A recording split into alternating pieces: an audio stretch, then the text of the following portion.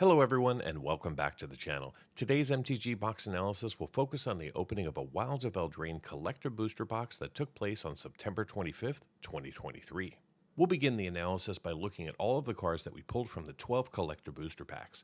Then we'll review how much of the main set and the Enchanting Tale subset we covered by non-foil and foil, along with a breakdown of coverage by rarity and a look at box duplication. Following this, we'll establish a baseline for value with a look at the current value of the two sets before moving into a recap of the actual observed value. Finally, we'll conclude with a summary. If you want to go deeper into the analysis and see all of the metrics for this box and more than 150 others, simply join the channel at the Give Me the Data level to download the analysis. Let's get things started by examining the box contents in comparison to the cards that we had an opportunity to see. Using this chart, we can see all the cards we could potentially acquire from the primary Wilds of Eldraine set marked in gray, the actual foils that we saw in orange, and the actual non-foils that we saw in green. For the non-foils, we were only eligible to see Showcase, Borderless, and Extended Art cards inside the collector booster packs. In today's box, we ended up seeing 8 non-foil Showcase, 4 Borderless, and 6 Extended Art cards. When it comes to the foils, we saw between 11 and 19 cards for each of the primary colors of Magic, and this box contained 2 foil Showcase, 1 foil Borderless, and 5 foil Extended Art cards. From the Enchanting Tale subset, we saw between 3 and 7 non-foils for each of the colors of Magic, and between 1 and 6 of the foils. We also saw 2 non-foil anime Borderless cards, but none in foil today. And this box, of course, did not contain any of the 20 confetti foil anime Borderless cards. Moving into coverage, from the main Wilds of Eldraine set, we saw 18 unique non-foils out of a possible 83, giving us 22% coverage of the cards that we were eligible to see.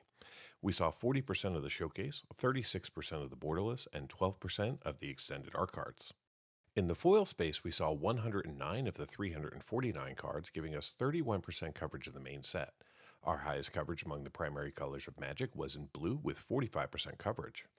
Moving into the Enchanting Tale subset, we ended up seeing 24 of the 83 cards in non-foil, giving us 29% coverage, and in the foil space, we saw a total of 16 unique cards for 19% coverage.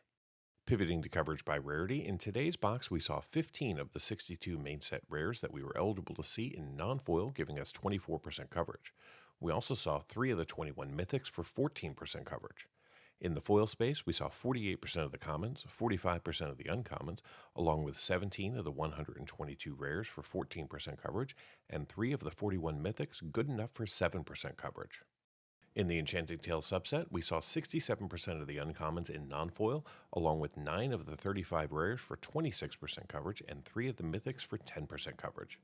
In the foil space, we again saw 67% of the uncommons, and 4 of the 35 rares for 11% coverage. In total, we saw 50 rares and 10 mythics within these 12 packs when we include the 5 rares and 1 mythic from the Commander subset.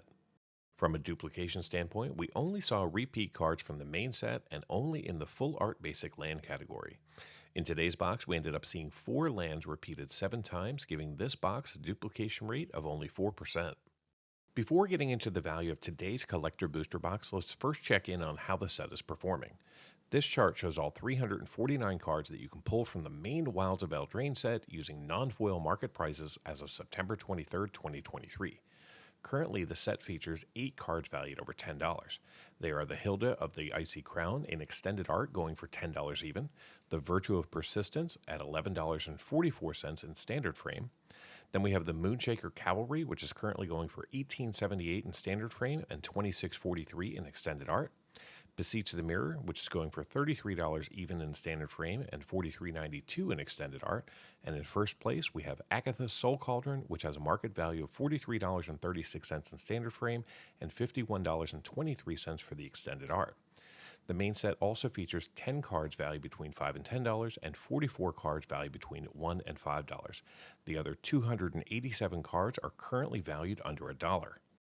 Now let's take a look at the 103 cards that you can obtain from a collector booster pack from the Enchanting Tales subset.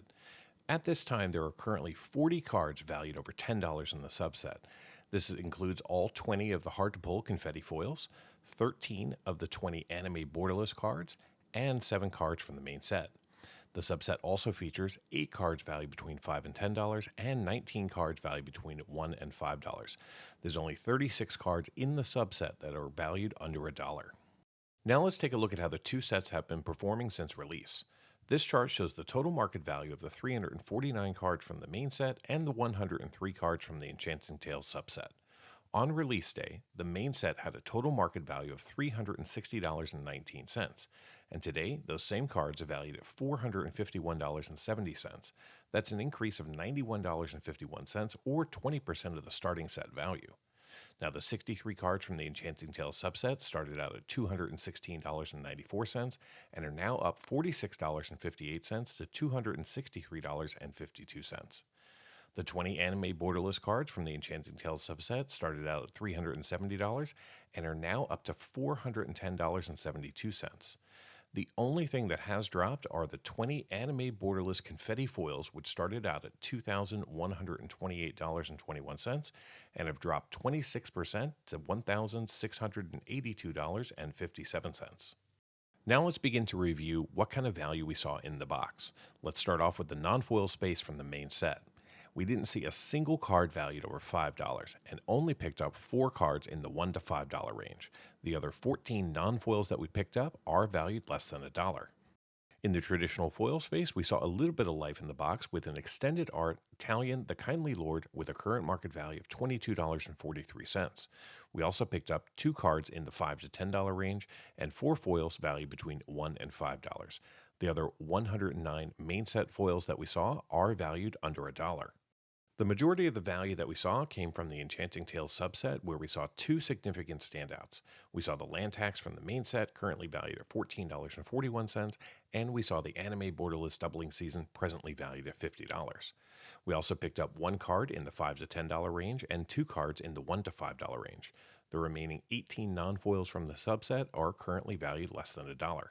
In the foil space, we nearly struck out, only seeing 3 cards in the $1 to $5 range and 13 cards valued under $1. So how did this box perform? Well, I purchased this box through TCG Player for $198.19 at pre-release.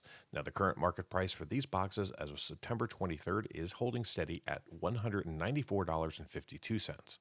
The Wilds of Eldraine collector booster boxes contain 12 packs, each with 15 cards, allowing you to see 180 cards plus tokens.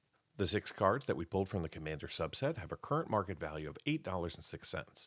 The 40 cards from the Enchanting Tales subset have a total market value of $86.45, with the majority of that coming from the doubling season. From the main set, we saw 12 tokens currently valued at $9.99 and 12 full art basic lands valued at $6.57 combined. The 48 commons came up to $5.18 in market value, and the 36 uncommons have a market value of $4.67. The 32 rares from the main set have a current market value of $24.90, and the 6 mythics that we pulled are valued at $37.15. Add it all up, and the grand total for this box comes up to be $182.97 in card market value, which is a loss of $15.22, and means that I only saw a 92% of my purchase price returned in card value. Now, for those of you interested in cards valued just over $2, the numbers look like this. In total, we saw 11 cards valued over $2 in this box, and they have a current combined value of $120.75, which means that those 11 cards represent 61% of the total box value. I guess not every box can be a winner. Get early access to videos, download the analysis for every box open on the channel, and personally DM me, just like these fine people, all by becoming a member of the channel through YouTube or over at mtgboxanalysis.com. You'll find links in the description. Until next time, do something amazing.